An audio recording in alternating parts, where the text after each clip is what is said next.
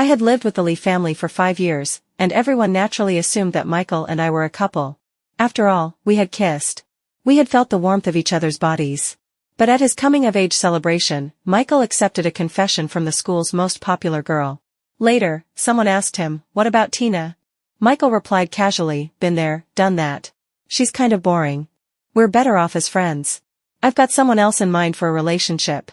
Silently, I changed my college preferences and applied to the farthest school from North City, Hong Kong University. The admission letter from HKU arrived at the villa, and it was Aunt Lee who signed for it. She asked, "Didn't you and Michael apply to North City University together? Why is your admission letter from HKU?" I knew I couldn't hide it, so I told her the truth. "Auntie, I changed my preferences." "Because of Michael?" "No." I forced a small smile and replied softly, "HKU has always been my dream school. The professors there had contacted me early on. After careful consideration, I just felt HKU was a better fit for me." Aunt Lee was silent for a long while. I thought she would be angry at me for keeping this from her, that she'd be disappointed. But instead, she gently patted my shoulder and said, "Tina's finally grown up. You've learned to think for yourself." After my parents passed away, I was brought to live with the Lee family. Being a guest in someone else's home made me unconsciously eager to please them. That was true for the Lee elders, and even more so for Michael. Everyone knew I was the most obedient when it came to him. When we were little, he once got angry because I talked to other boys at school. He pushed me out the front door and shouted, "You're not allowed back in my house." So I stood outside the villa all night. No one expected that something terrible would happen, in a gated community with tight security. But I still remember it vividly, the stench of alcohol on that man's breath, the way he covered my mouth and dragged me into the bushes, the way he hit me, and tore off my clothes. After that, I learned never to disobey Michael. I didn't want to experience that kind of helplessness and despair again.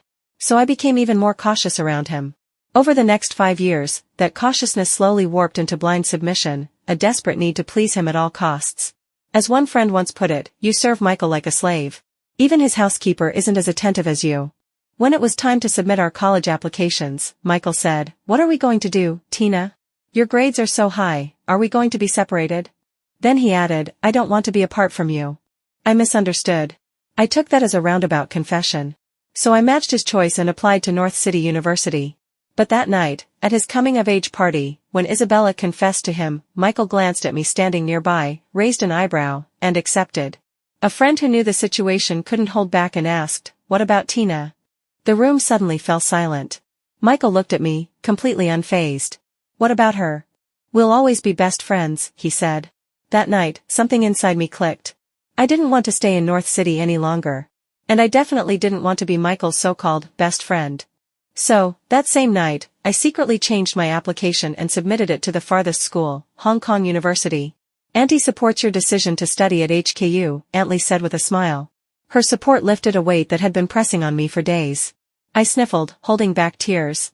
Then I asked her, "Auntie, could you not tell Michael about this just yet?" Aunt Lee understood immediately. "Michael's temper is a bit much.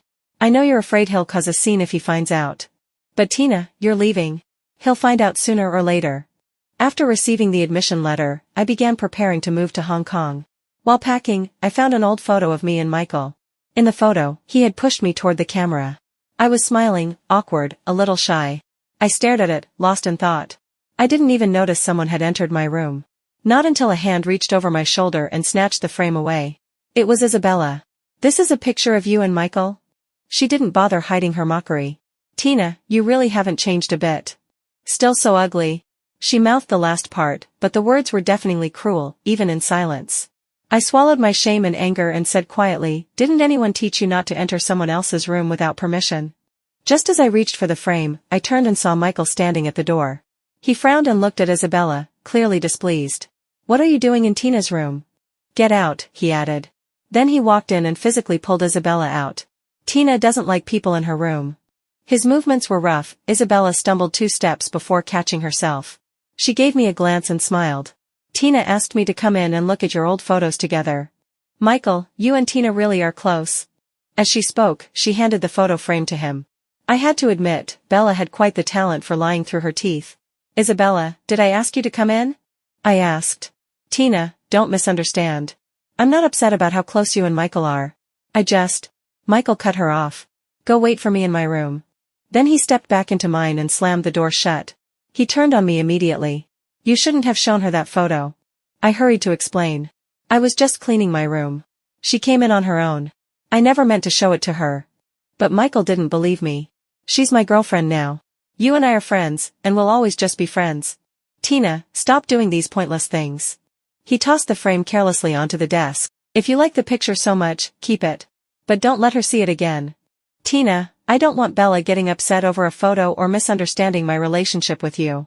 That was the moment I let out a laugh, inappropriate, bitter. I knew there was no point explaining. So I picked up the frame, pulled the photo out, and ripped it to shreds right in front of Michael. Is that good enough for you? Michael stared at the pieces in the trash, stunned. His brows furrowed tighter. Tina, don't be dramatic. I'm not. I looked up at him, calm and composed. You said the photo made things complicated, so I destroyed it. Now you don't ever have to worry about it being seen again. From outside the door, Isabella was pounding anxiously. Mike, don't be mad at Tina because of me. She made such a scene that it felt like she wanted the whole world to know Michael and I had fallen out because of her. Even Aunt Lee came upstairs. Michael, what are you doing in Tina's room? A nameless flare of anger surged inside me, but I didn't know how to release it. So I simply walked to the door and opened it. The moment Isabella saw me, she began apologizing dramatically. Tina, I'm so sorry, I shouldn't have. Before she could finish, Michael cut her off again. Why are you apologizing to her? Then he brushed past me, pulling Isabella back into the room next door. I didn't want Aunt Lee to worry, so I came up with an excuse. Auntie, the school leadership asked me to go in today. I'll head out first. It wasn't until I sat in the taxi that I noticed a cut on my finger, probably from the glass of the photo frame. Thinking of that photo I had torn apart, regret finally washed over me. It had been Michael's birthday gift, something he had begged me for. I wasn't as ugly as Isabella claimed, but I was indeed very plain. My insecurity about my looks made me dislike cameras, and even more terrified of taking photos with others. But Aunt Lee had happened to give birth to someone as unfairly good-looking as Michael. His nearly perfect face was enough to make any girl's heart skip. Mine was no exception. The first time I realized he was dazzling was when a group of girls cornered me in the school restroom. Michael burst in, pulled me out of the damp, shadowy stall, and dragged me into the sunlight. From that day on, he always seemed to glow in my eyes. When I arrived at school, the director was still in a meeting. It was Joseph who brought me to the office to wait. About this top student everyone adored, my only impression was this: he was always ranked first in the science division, and every girl in school liked him. The director will be a while, Joseph said before leaving. When he returned, he came back with 2 bottles of water. One he placed in front of me. Beside the bottle were a bandage and a small packet of iodine wipes. Your finger is bleeding, he reminded me. The cut was on my right ring finger. As I carefully cleaned the wound, Joseph leaned casually against the desk, his gaze focused entirely on my movements. The director walked in just as I finished putting on the bandage. Joseph naturally collected the trash in front of me and handed the other bottle of water to her. She took a few sips, complained about the meeting she had just attended, and finally got to the point. Let me introduce you to, she said. She pointed at me. Tina, our liberal arts top scorer. Then at Joseph. And our science top scorer, Joseph. What a coincidence, both of our top scorers applied to HKU. The director then explained why we had been called in today. Joseph, take Tina this afternoon to process the documents for studying in Hong Kong. As we were leaving, she stopped me alone. Do you know why I was upset with you before? I froze, then recalled what had happened during the subject division period. At the time, I had taken sick leave.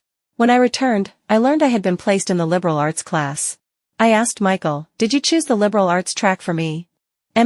Michael was expressionless. I told you I was choosing liberal arts. It was the first and only time I nearly shouted at him.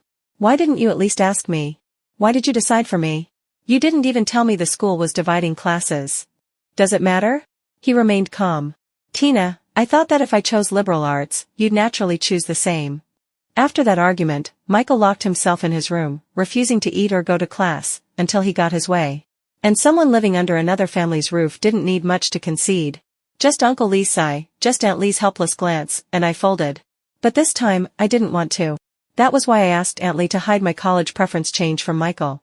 Before leaving North City, I didn't want anything unexpected to happen because of him. The director said, when I persuaded you to transfer to the science class, you agreed. But the next day, you backed out. I'm sorry, director. I lowered my head, ashamed. You don't need to apologize to me, she said. I'm only sorry that you gave up physics, and gave up the competitions. she sighed, letting go of the past. But thankfully, you didn't make the same mistake with your college application.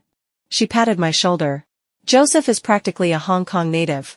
If you run into trouble over there, just look for him. I didn't expect that the moment I stepped out of the office, I would run right into Isabella and Michael. Michael didn't look at me, he looked first at Joseph. He said nothing, but Isabella immediately chimed in, her tone teasing, ambiguous. No wonder Tina didn't come to school with us today, she already had someone to meet. I ignored her and prepared to leave with Joseph. But Michael suddenly called out, I want dumplings from South City for lunch. I can't find the way. Take us there. Isabella stuck out her tongue playfully. Actually, I'm the one who wants to eat them. Suppressing my irritation, I said softly, I have something to do. You can navigate yourselves. What's so important? Michael looked at me impatiently. His gaze drifted toward Joseph again before he laughed lightly. Tina, what could possibly be more important than me? When I said I wanted South City's dumplings before, you walked through a snowstorm alone just to buy them for me. Before he finished, Joseph glanced at his watch and said considerately, Tina, if you're busy, we can talk another time. It's fine. Just wait for me, I quickly said. I gave Joseph an apologetic smile, then lowered my head to send Michael the location. I sent you the pin. Just follow the navigation. You two are a couple. It wouldn't be appropriate for me to go with you. Before I could finish, Isabella cut in abruptly. Tina, are you afraid we'll find out? Her words made no sense. What do you mean? I frowned. Isabella smiled meaningfully. She looked at Joseph, then continued, you know, how you were almost assaulted when you were little, and the security guard saved you. That guard opened a dumpling shop after he retired. You're scared we'll learn about it, so you don't want to go with us, right? It's okay, Tina. You were the victim. We won't judge you. A cold chill spread from my chest outward. I froze where I stood. It took me a long time to steady myself before I finally turned to Michael in disbelief. You told her? Michael frowned and avoided my eyes. Tina, you don't need to feel ashamed. Isabella's fake sympathy clung to the surface, but there would always be someone willing to believe it. I lowered my head, dug my nails into my palm, and forced down the surge of emotions drowning me. I didn't want to question Michael in front of everyone. I didn't want to reveal more details, didn't want to become fuel for their gossip. As I turned to leave, I heard Isabella whisper to him, did I say something wrong? Michael's voice was icy. Don't mind her. Yet in the end, Michael didn't take Isabella to South City for the dumplings she had been craving. South City was far from the Lee household. If they had gone, Michael would never have returned before me. The moment he saw me, he demanded, you were out with Joseph for 2.5 hours. What did you two do? I didn't want to answer. But Michael clearly had no intention of letting it go. He blocked my path and repeated, what did you do? For the first time, I thought, this person was truly awful. Making sure no one else was home except the two of us, I finally asked quietly, Michael, why did you tell Isabella about what happened to me when I was a child? He avoided my gaze for a split second, then quickly regained his confidence. Don't change the subject. What did you do with Joseph this afternoon? A wave of exhaustion washed over me. Michael, when you go out with Isabella, I never once ask what the two of you do. He wasn't used to even the slightest pushback from me. Perhaps he had grown too accustomed to my obedience. He let out a mocking laugh. You think you and Joseph are the same as me and Bella? Then, suddenly, his smile disappeared. He bent down slightly, lowering himself to my eye level, the air between us tightening. So because I'm with Bella, you plan to be with Joseph? Are you chasing him now? When Michael was angry, he lost all restraint. He spoke like every word was a blade meant to cut. What a pity, Tina. Joseph doesn't like your type. He laughed cruelly. You think Joseph would still talk to you if he knew what happened to you as a kid? Maybe he realized he'd crossed a line, because he added quickly, you know Bella once pursued Joseph, right? Even she wasn't good enough for him. You think he would look at you? Wake up, Tina. For some reason, his words made me think of the conversation I had overheard days earlier, him talking with his friends. No one had expected Michael to accept Isabella's confession at his coming-of-age ceremony. Everyone around us had always assumed Michael and I were a pair. And he too, had thought I held a special place in his heart. Michael, with his cleanliness obsession, would still eat the leftovers from my plate. In our second year, when girls were knitting scarves for the boys they liked, Michael knitted one for me. I was weak and often sick, so he carried me up Nanchon Mountain to pray for my health. And the night before his coming-of-age celebration, he had gotten drunk with friends. On the way home, as I looked up at the full moon, he leaned down and kissed me. A light, fleeting kiss, barely there. But my heart nearly burst out of my chest. I couldn't sleep the entire night. All I could think about was the warmth of his arms and the way he whispered my name. Tina. I couldn't understand why he gave me the illusion that he liked me, only to accept Isabella's confession right in front of me the next day. Until that afternoon, when I accidentally overheard one of his friends ask, "Tina treats you so well. We all thought you two were going to end up together. Why did you suddenly accept Isabella's confession?" Michael had been drinking, his voice was a little hazy. He replied bluntly, "Been there, done that. She's boring. We're better as friends. I have someone else in mind." His friend didn't understand. So Michael continued, "Do you like apples? Tina's like an apple, good in every way, but too plain. Put her next to Isabella, and the difference is too obvious. In that situation, any guy would choose Isabella." Isabella was indeed beautiful, body and face both flawless. She was the universally acknowledged school beauty. The noise around me faded into a hum. I stared at my reflection in the mirror, disappointed in my own face like never before. Michael, watching my dazed expression now, repeated once more, "Tina, wake up." I didn't speak. I simply lifted my hand and slapped him across the face. His eyes widened in disbelief. "Are you crazy? Tina, Joseph doesn't even like you. Why are you acting insane with me?" He didn't even know why I was angry. After that, Michael and I entered a long period of Cold War. During my 5 years living with the Qley family, Michael and I had argued a few times. But I hated awkwardness even more. I dreaded Uncle and Aunt Qley discovering tension between us. So usually, within a day, I would apologize and make peace. Michael thought this time was no different. He waited for me to cave. 1 day. 2 days. A week. 2 weeks. But I never did. As the start of university approached, Michael finally spoke to me first. "Tina, I think I have a fever."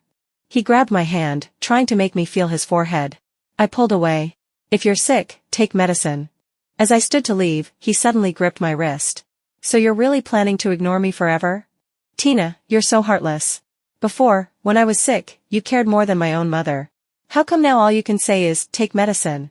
Michael was always good at hitting first and then offering something sweet. Seeing I still refused to respond, he finally said, "All the things I said that day were out of anger. I just didn't want you to be fooled by Joseph. You only know how to study, so you don't know how many girls chase Joseph. He never gives any girl a title, he's a total scumbag. And besides, everyone knows Joseph applied to HKU. You're supposed to go to see university with me. Even if you did manage to get him, what would you do? A long-distance relationship?" Then something seemed to strike him. "Impossible." He shook his head firmly. "Tina, someone like Joseph would never agree to date you. He probably just thinks you're naive and easy to manipulate. He's only playing with you. I know you're mad at me because of Bella. But Tina, even if I'm with her, you will always be my best friend." I cut him off coldly. "I don't want to be your friend. Michael, my heart isn't strong enough to stay friends with someone I've kissed, and someone I once thought I shared something with." The moment the words left my lips, Michael froze. He stared at me, his lips trembling slightly. It was the first time I had ever opened myself up and been completely honest with him. I had to admit, a small part of me still held on to hope in that moment. But it was like the sunset outside the window, fading slowly, quietly, until the last ray of light disappeared. Only then did I exhale softly. I turned and walked upstairs. Back in my room, I began organizing the documents I needed to study in Hong Kong. It wasn't until I realized I had left my phone downstairs that I came back out. Just as I was about to head down, I saw Michael still standing there, holding my phone. He looked up at me when he heard the door open. His expression was unreadable, but his tone held unmistakable frustration, almost gritted between his teeth. "See, university starts on the 1st. What were you doing in Hong Kong that day?" I didn't know if it was because I was angry he had looked through my phone without permission, or if I was afraid he had found out I had changed my college application. My heart thudded wildly. I rushed over, trying to snatch my phone back, but Michael easily dodged me. We both knew each other's phone passwords. The screen was still lit up on the flight ticket confirmation. Michael glanced at it again and asked coldly, "What were you doing in Hong Kong that day?" I pressed my lips tightly together and said nothing. Then he added, "Don't tell me, you went there to see Joseph off." That one sentence, oddly enough, calmed the tight grip around my heart. "No." Just as I spoke, a message notification popped up.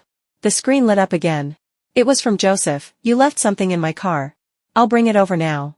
Attached was a photo of the little plush keychain I always kept on my bag. Michael's expression, which had just begun to soften, immediately twisted into something dark and stormy. "You went out with him this afternoon? That's none of your business." I reached for my phone again. "Give it back." But he dodged once more with infuriating ease. Then he looked straight at me, and let out a cold laugh. In front of me, he replied to Joseph's message, okay. Then turned to me mockingly. If you won't say it, I'll ask him myself. This was Michael, always possessive, always domineering. I was both angry and helpless. I couldn't match his strength. Just then, the doorbell rang. Michael shot me a mocking look before walking over to open the door. It was Isabella. I kept calling and you didn't answer. Did you forget we have a class gathering tonight? She spotted me instantly and smiled sweetly. Tina, come with us. I wasn't one for group activities. I didn't like gatherings like this. But Isabella clearly expected me to refuse. She wrapped her arms around Michael's and swayed it like a spoiled child. Mike, let's bring Tina along, okay? Michael put his arm around her and looked at me. His tone left no room for negotiation. You're coming. You'll get your phone back once we're in the car. Then he walked off with Isabella. Left with no choice, I followed behind. When he saw me get into the car, Michael tossed my phone back to me like he was tossing scraps to a dog. The message he had sent earlier couldn't be unsent now. All I could do was type a follow-up to Joseph, had to leave suddenly. I'll come by tomorrow to get it from you. I waited a long time. Joseph didn't reply. Tina, stop playing on your phone. Isabella's voice suddenly rang beside me. Come play with us. She and a few other girls were playing Truth or Dare. You guys go ahead. Just as I turned her down, Isabella accidentally knocked over the glass near me. Even though I reacted quickly and avoided most of it, the drink still splashed onto the hem of my skirt. Oops, sorry, Tina. I'm so clumsy. She apologized, but the smile on her face was too deliberate, too smug, almost taunting. Though something felt off, I said nothing. I simply stood up and walked out of the private room in silence. In the restroom, as I was washing the stain from my skirt, I overheard someone say my name. Isn't it obvious Tina likes you? She bought a ticket to Hong Kong and deliberately let you see it. Probably just trying to use Joseph to make you jealous. It was one of Michael's close buddies speaking. Michael had been moody the whole night, but at this, it was like something finally clicked for him. He let out a breath, as if relieved. He leaned against the wall, face handsome and defined under the soft yellow light. Such petty tricks, he scoffed. One of the guys joked, she's just into you, that's all. Michael sneered. Plenty of girls like me. I lowered my gaze and pretended not to hear. My hands moved slowly, scrubbing the fabric clean. When I came out of the restroom, I finally saw a message from Joseph. My phone died, just charged it. Are you at Mayflower? Heard your class is meeting there tonight. Wait for me, I'm almost there. He had sent it 10 minutes ago. I replied, okay. I'll wait at the door. As I lifted my head from the screen, I saw Isabella walking toward me with that usual saccharine smile. Tina, she said sweetly, sliding onto the seat beside me like we were old friends. Earlier, in the car, when you saw Mike kiss me, what were you feeling? She stared at me with a grin. When I didn't answer, she let out a light, girlish laugh. Everyone knows you like Mike. Too bad Mike doesn't like girls who aren't pretty. He said kissing an ugly girl would give him nightmares. If this had been earlier, I might have felt sad or angry at those words. But now, I simply looked at her calmly and said, is that so? Isabella, since you got together with Michael, I haven't done anything to interfere with your relationship. So there's no need for you to target me again and again. And besides, I don't like him anymore. Just then, Joseph arrived. I stood and walked over to him. He pulled a small plush toy from his pocket and handed it to me. This seemed really important to you. I wanted to bring it back as soon as I could. I took it gently and whispered a thank you. The little plush was something Michael had given me years ago. Inside it was a talisman he had personally gone to a temple to get for me. I had carried it with me all these years, never once letting it go. It's kind of worn out, Isabella said, walking over again. Noticing the juice in her hand, I instinctively grew wary. And in the very next second, she splashed it at me. Luckily, Joseph reacted quickly and pulled me aside. Still, the once soft pink plush was now soaked and stained orange. Juice dripped from its little limbs. I stood frozen. Joseph frowned at Isabella and said coldly, if you can't hold things properly, maybe you should get that hand amputated. Then he handed me tissues to dry my hands. It'll have to be washed. I looked down at the ruined plush and said nothing. Just like before, Isabella stepped forward with a sugary smile. Tina, I'm so sorry. That was an accident. She had too many accidents. I looked up at her, and suddenly smiled. No problem. Then I walked calmly to the front desk, picked up a full pitcher of orange juice, and dumped it right over Isabella. Oops. My bad. That was an accident too. Isabella, you're not mad, are you? I had always been the calm one. She clearly hadn't expected me to retaliate so directly. She stood frozen for a long moment, then burst into tears. One by one, more and more people turned to look. When Michael appeared, Isabella rushed to him in tears. Tina and Joseph, how could Tina gang up with someone from another class to bully me? Michael only spared her a glance before fixing his gaze on Joseph and me. Apologize. His voice was cold as ice, seething with fury. But Joseph and I both acted as if he didn't exist. Joseph turned to the waiter and asked for a clean towel. Give me the plush toy, he said. Let me wipe it off first. I shook my head. No need. It's not anything important. Then, right in front of everyone, I threw the plush into the nearby trash bin. Sorry you came all this way. Joseph smiled casually. Because it was yours, that's why I brought it. At the time, I didn't think too deeply about what he meant. Being ignored only made Michael even angrier. Tina, if you don't apologize, you're not going home. This was the second time I'd heard him say that. After we grew older, Michael had become more careful with his words, perhaps knowing how sensitive I could be. He never threatened me like that again. But now, for Isabella's sake, he didn't care about my feelings at all. It didn't matter though. I'd be leaving for Hong Kong soon anyway. I glanced at Michael, then turned to Isabella. Lifting the corners of my mouth, I mimicked Isabella's earlier tone and expression, smiling sweetly. Sorry, Isabella. I didn't mean to. You clearly did, she snapped back. But who cared what she thought? I turned to Michael. I apologized. Can I go now? He didn't say a word, so I took it as silent consent. Just as I turned to leave, Joseph suddenly grabbed my wrist. Wait for me. Then he walked to the counter, grabbed another cup of juice, and, under the eyes of everyone present, poured it at Isabella's feet. Oops. My bad. That was an accident. He left his phone number. If you need compensation, feel free to contact me. I knew he was trying to deflect some of the heat off me. Michael would never just stand by and watch Isabella be humiliated. As expected, he swung a fist at Joseph. But Joseph dodged it effortlessly. Hands tucked into his pockets, he said coolly, cut back on the green tea. Then he left with me. On the way home, I told Joseph, I'm thinking of changing my ticket. I want to leave for Hong Kong earlier. He didn't ask why. He just nodded. Sure. I'll go with you. Then asked, when are you thinking of leaving? I looked out the window, watching the neon lights flash across the city I had grown up in. Tomorrow. Strangely, after we left, no one seemed to care about Isabella's little scene. All the attention had shifted to gossip about Joseph and me. Are they dating? Joseph was definitely helping Tina out. I heard they've been seen together a lot over summer break. So sweet. The more they speculated, the darker Michael's expression became. One of his buddies quickly stepped in. What are you guys talking about? Tina's going to see university. Joseph's going to HKU. How could they possibly be together? Another classmate countered, long-distance relationships aren't illegal. Michael's friend began arguing fiercely. There's no way. Then suddenly, a girl said, you guys didn't know? Tina applied to HKU. The entire room went silent. Michael was the first to react. He connected the dots, the recent changes in my behavior, and his chest tightened. He rushed over, grabbed the girl, and demanded, who told you Tina applied to HKU? The girl stammered, then finally admitted she had made it up. Michael's intense expression had scared her, but she still tried to stand up for me. You knew she wanted to apply to HKU. But you forced her to stay in North City for you. Isabella's bullied her so many times, did you never notice? Michael only relaxed when he confirmed that the HKU story was a lie.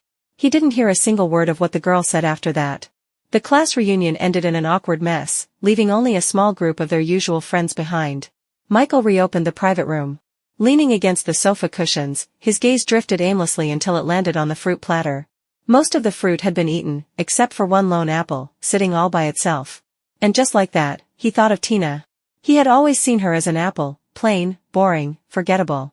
But then he remembered how she looked standing next to Joseph just now. An unexplainable surge of anger boiled up inside him. Right then, Isabella walked in, freshly changed. She immediately noticed his mood was off and sat beside him, naturally leaning into his arms. She thought he was still upset about Tina bullying her, so she tried to comfort him softly, don't be mad anymore. Maybe Tina just misunderstood me. But Michael kept staring at the fruit plate, saying nothing. Isabella motioned to the waiter to bring in a fresh platter. She picked up a sugar apple and held it to his lips, but he turned his head away. Instead, he reached out and picked up the only apple left from the previous plate. Isabella pouted. What's so great about apples? Michael looked at her, eyes blank. You don't like apples either? His question was strange and sudden, but Isabella didn't notice anything unusual. She replied offhandedly, who likes apples anyway? Michael didn't say another word. He stayed quiet for a long time. No one knew what he was thinking. Until Isabella suddenly ran out crying. That's when the others finally reacted. What happened to her? Michael remained half leaning on the sofa, one side of his face hidden in the shadows, his jawline sharp and severe. We broke up. Everyone was stunned. A few of his friends hurried over, asking, but you two were fine, weren't you? Why break up all of a sudden? Michael only shrugged. Honestly, he didn't even know why he said the words just now. But strangely, he didn't feel sad at all. In fact, the only thing on his mind was this: if he told Tina that he'd broken up with Isabella, she'd probably be thrilled, wouldn't she? That thought made him smile faintly. And all of a sudden, he wanted to see her. But he had already promised his friends they'd party all night. So, he thought, I'll tell her tomorrow. When I returned to the villa, Qley happened to be home. I told her I planned to leave for Hong Kong earlier than expected. She didn't say much, just helped me pack my things. Before I left for the airport, she slipped a bank card into my hand. Take care of yourself in Hong Kong. I know that brat Michael bullied you. Her voice suddenly caught, and tears began streaming down her face. Tina, I'm sorry. I'm so sorry. I hurried to comfort her. Auntie, you didn't do anything wrong. I've always been grateful to you. When she first took me into the Lee family, Qley had promised to treat me like her own daughter. And in all those years, she really had. If it weren't for what happened between me and Michael, perhaps we could have become a real mother and daughter. That night, after I landed in Hong Kong, Michael called me. I didn't pick up. He kept calling again and again, until I finally blocked his number. Soon after, a message came through on WeChat. Where are you? I briefly explained that I had changed my college preference. Then Michael sent a long string of messages. I didn't read them. I didn't reply. I removed him from my pinned contacts. Muted the notifications. And after a moment of hesitation, I deleted him as a friend. But I had underestimated how obsessive Michael could be. On the day school started at C University, Qley called to say he had gone missing. Before she could finish her sentence, I looked up, and saw a familiar figure standing in front of the gates of Hong Kong University. Michael rushed toward me. Joseph immediately pulled me behind him. Michael reached out to grab me, but Joseph swatted his hand away. Hey, Joseph said impatiently, easy, man. You wanna talk? Talk. Don't touch her. Michael, having held it in for so long, finally exploded. He grabbed Joseph by the collar and growled, what the hell does this have to do with you?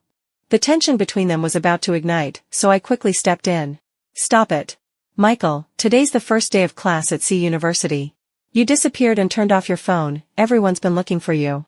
Qley is worried sick. Michael stared at me for a long time before finally speaking. You suddenly disappeared. You wouldn't answer my calls. Tina, did you ever think how I felt? He let go of Joseph. His voice quieted, calmer than usual. Tina, why did you lie to me? He bit down hard on the word lie. I took a deep breath.